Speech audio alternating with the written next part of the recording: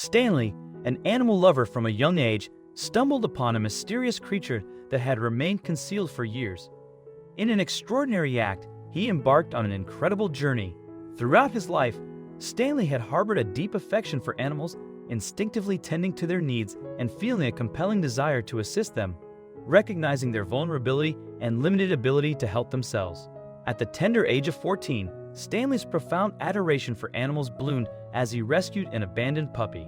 From that transformative moment onward, he dedicated himself to the noble cause of rescuing and safeguarding animals. However, little did he know that an extraordinary creature awaited him in 2011, a captivating encounter that surpassed anything he had ever experienced. Once resigned to the bleakness of existence, this forlorn creature patiently awaited its impending demise. With a zoology degree in hand, Stanley, driven by his passion for nature, embarked on a mission to establish his own animal rescue. Leaving behind the familiar city of his upbringing, he journeyed to a tranquil village to manifest his vision. The first beneficiary of his compassion was a stray cat, followed by a dew of puppies, swiftly accumulating a menagerie of 10 animals, with many more unfortunate souls finding solace under his care. However, Stanley's altruism extended beyond rescue. He tirelessly labored to secure these creatures' loving homes. In this endeavor, he found contentment, if only for a while. Every aspect of his life seemed to be running smoothly, and he had no problems rescuing animals until he took a journey to a forest located hundreds of kilometers from home. This trip changed everything for Stanley. Stanley had a special fondness for camping in forests, as it was something he used to do with his father when he was growing up. Now that his dad was gone, Stanley would often visit the forest to remember those peaceful and beautiful moments they had shared together. However, this trip would be unlike any other before it. After being away from the forest for 3 years due to work, Stanley was glad to be back, but as he ventured deeper into the thick parts of the forest, he noticed that a lot had changed since his last visit. Before getting busy with work, Stanley used to go there every weekend when he first moved to the village. The forest had a strange feeling to it, with clearings in some parts and empty cans, rags, and other signs that someone had been living there for quite some time.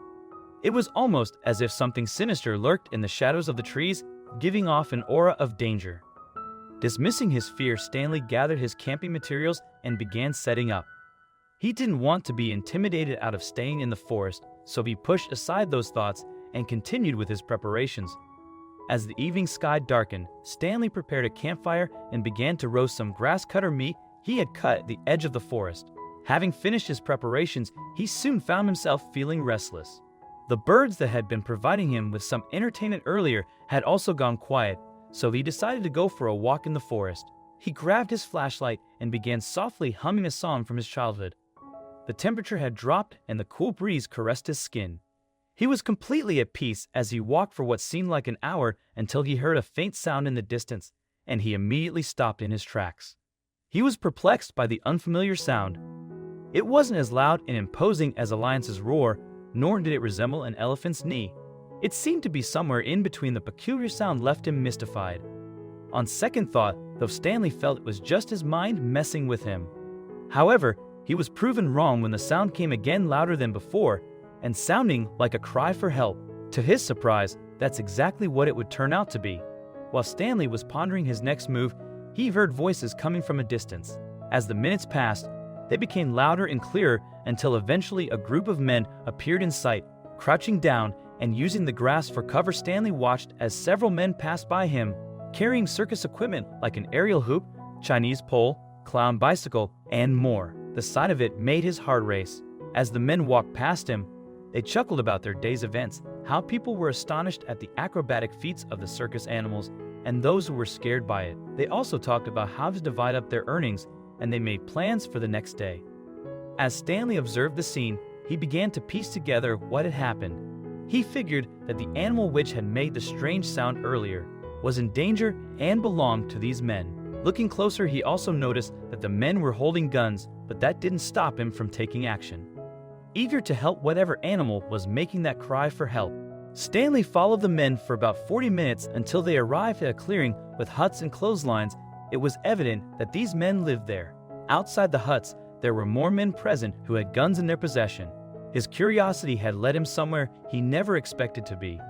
Just then, Stanley noticed a truck parked just a few meters away from the hut, and he heard an unfamiliar sound coming from it. He took a few steps closer, and his heart skipped a beat when he saw what was inside. An animal that looked frightened and helpless in the weak light of the man's flashlight. It was unlike anything Stanley had ever seen before. Stanley noticed that the mysterious creature was trying to escape its cage, but one of the men shouted at it and it quickly retreated into a corner. The man then exclaimed, "Why are we still keeping him? He's not making us any money anymore. We have to keep him for our upcoming entertainment show. After that, we can send him to heaven or hell, wherever he wants to go." Another man responded, and the rest burst out laughing. When Stanley heard this, his eyes filled with tears. He was overwhelmed and disheartened as he returned to his campsite, trying to figure out what he would do next the next day. When Stanley was sure that the men would have gone to wherever they needed to be, he rushed down to their shelter where he saw two men guarding the place. Now that there was enough natural light, Stanley was able to take a good look at the animal. To his surprise, it wasn't some strange creature like he had thought. Instead, it was one of his most beloved animals. For a few seconds, Stanley locked eyes with the creature, and it seemed to be pleading for help. The creature was emaciated and weak. As soon as it saw Stanley in its hiding corner, it tried to get up but fell again. Moreover, Stanley noticed that the animal hadn't touched any of the food they had given it. Its spirit had been broken, and all hope seemed lost. It was as if it was just waiting to die, ready to play his part to deliver the animal from the hands of its callous owners. Stanley abandoned his camping plans and got in touch with the authorities as well as an animal rescue center. He informed them that a rescue mission was necessary to save this innocent creature's life. As the men returned to their shelter after their circus performance, the abrupt arrival of the police caught them off guard, leading to their immediate arrest. Undeterred, Stanley and the animal rescue team approached the creature for closer inspection, only to discover that it was an emaciated lion in dire condition. Once a member of a traveling circus, the lion had been forsaken and confined to a cage for years after falling ill.